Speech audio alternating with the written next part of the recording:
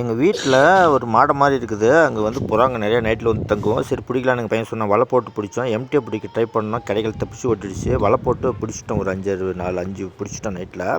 அது ஒரு 4-5 நாள் வச்சுட்டு விளையாண்டுட்டு திருப்பி பறக்க விட்ருவோம்.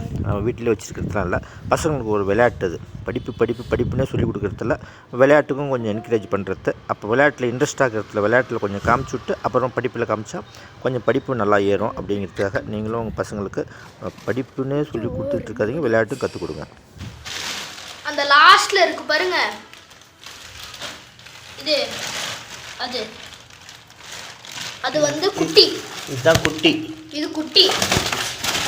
ஓடுறானுங்க.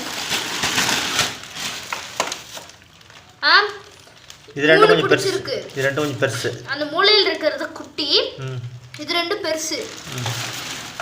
இதை விட இன்னொரு ஸ்பெஷல் இங்க பாருங்க, வைட்டி வலையை போட்டு ஒரு காயமே ஆகாத மாதிரி பிடிச்சிருக்கோம். இது விட்டு காமிக்கிறேன் பாருங்க. ஃபல்டர்னு நினைக்கிறேன். ஷூ எல்லாம் இருக்கு இதுக்கு. பாருங்க எங்க உட்காருது தெரியல.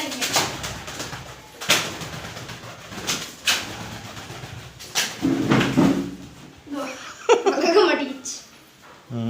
கண்ணை பாருங்க, ஷைனிங்காக இருக்குதுப்பா. பல ஹீரோயின் மாதிரி மேக்கப் போடாமல அழகாக இருக்குது. போய் டபுள் கலர். அதுவும் ஒயிட் அண்ட் பிளாக். நம்மளே சாப்பாடு போட்டு வளர்த்துறது. பழைய வீடியோ. திருப்பி எப்போ பறக்க விட போகிறீங்க? சாட்டர்டே இல்லைனா சண்டே ஃப்ரெண்ட்ஸ்க்கெல்லாம் காமிச்சிட்டு எல்லாத்தையும் பறக்க விட்டணும். ஓகேவா? ஓகே.